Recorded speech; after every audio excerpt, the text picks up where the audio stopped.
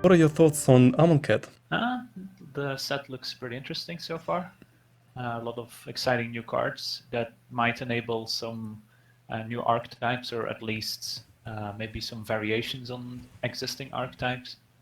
For example, you've got a couple interesting cards for maybe a blue-green ramp deck, whereas before it was usually either mono-green or red-green ramp decks that were popular. So maybe now a blue-green, maybe even colorless deck could be possible. There's a bunch of cards like that that might enable some different approaches to certain strategies. Haven't really explored the entire set so far. Haven't really built that many decks yet, but I'll be doing so over the coming weeks for sure. Yeah, I've also noticed that quite a few people jumped on the zombie bandwagon. So Yep. basically, Like with my weekly poll that I ask people what deck they want to see in the coming week, the zombies were by far the most voted archetype. That's why I started with that one. it's just interesting to see how different, but at the same time, how similar the approach is. When I looked at your deck, Sokur's deck, and Tavaron's deck, we'll see if the zombies will be a very strong deck or not. With most tribal decks, they're usually pretty popular amongst people.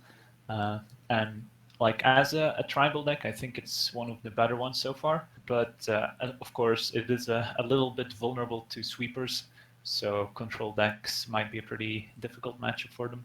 But otherwise, I think the zombie deck is certainly a pretty good deck. What are your thoughts on which decks are the strongest? With the new release, it's hard to say. I think probably the vehicles decks are still very, very good. It's not like there were a lot of great answers to them in the new sets. There were a couple, but most of them are pretty expensive answers. So I think an aggressive vehicle deck is probably still going to be among the best decks. But who knows? Like the set is still new, so it's hard to say right now which deck is the best. Are you still bullish on the red and green energy aggro? If you compare the red-green energy aggro in duels with the red-green energy aggro in the standard metagame, at least when it was a little more popular, because it has fallen out of favor.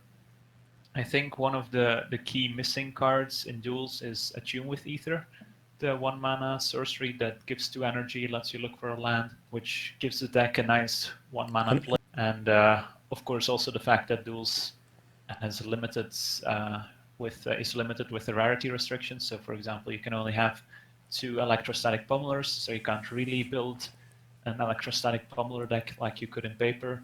And some of the key uncommons, like Longtuskub, you only get 3 copies, where he would really like to have all 4. Stuff like that makes it a little tricky to build a really good red-green energy aggro deck in duels, I think. So you usually end up diluting the deck somewhat with either non-energy cards or just some weaker cards in general. Yeah, and then perhaps you tend more to mid-range, you want to include the Nissa, the Gearhulk, and the like. Exactly, exactly. So yeah, I think we don't really have any pure aggro decks. Even when you speak about model vehicles, we don't have the Thraben Inspector, Indeed. and The more typical build for Magic Duels is going to be red-black instead of Mardu, just because the mana fixing isn't all that fantastic. Even though we did get some duels that aren't in standard right now with all the check lands that aren't in standard, which are actually pretty good lands if you compare them with the duels that are in standard right now.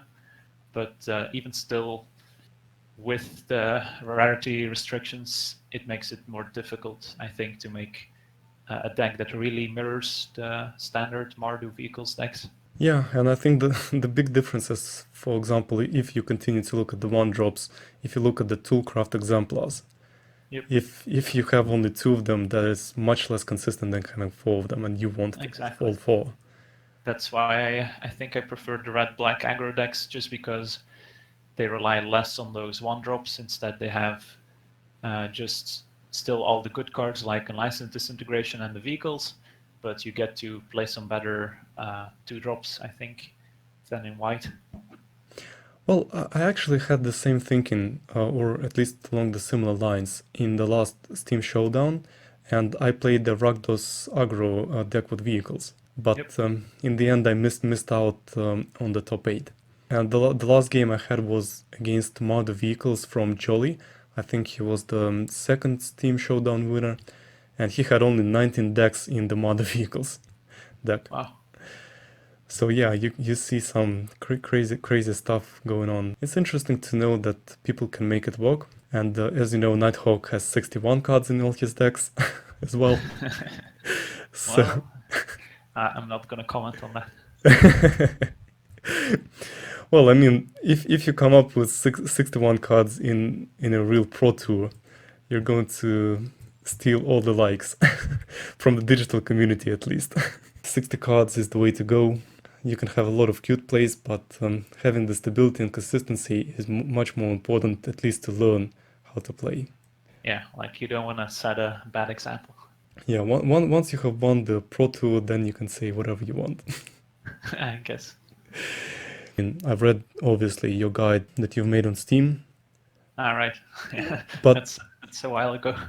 yeah, it's really good, but I mean, some of the engines for the Red Deck Wins, for example, are not existent now. There is no Foundry Street Denizen, right? And it's the same for some Elf decks. I mean, most of the cards are there, but like Gravekeeper Vines, all those gates, Yeah, whatever. exactly. It's difficult to keep everything up to date when cards get swapped and new sets come out. I did think that with the Kaladesh out and with the Ether Revolt, it is time to change because some of the people who use the old guides might really use their time unoptimally. Yeah, exactly. I often get questions about like which sets should I buy or how do I farm gold, stuff like that, and sometimes I try to answer. But I think now I'll just link them to your video so I don't have to type everything out. When I came to Discord originally, I just had a few questions and wanted to chat. But then I found that after I've been answering on Reddit and on Discord the same questions over and over again, I know of a better way to do it. Yep. just make a short video. So if you just make the scheme and you have the algorithm, then it can be quite easy for people to understand on what they should actually do, what they should look at. Yep, indeed. You know Holycrap, because he told me that he is collaborating with you as well. Yeah, he posts my deck lists on the wiki.